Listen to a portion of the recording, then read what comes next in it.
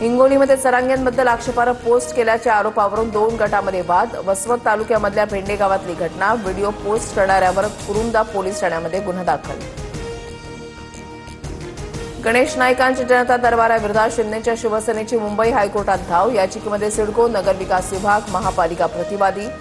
जनता दरबाराच्या वेळेला नागरिकांना विनाकारण वेठीस धरलं जात असल्याचा आरोप।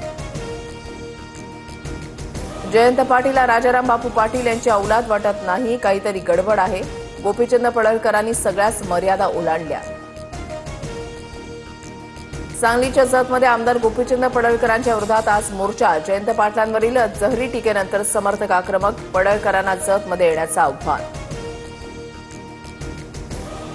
गोपीचंद पडळकरांच्या वक्तव्यानंतर पवारांची राष्ट्रवादी आक्रमक। पडळकर आणि भाजपने माफी मागावी। फडणवीसांना ही भाषा मान्य आहे का? पवारांच्या राष्ट्रवादीचा सवाल।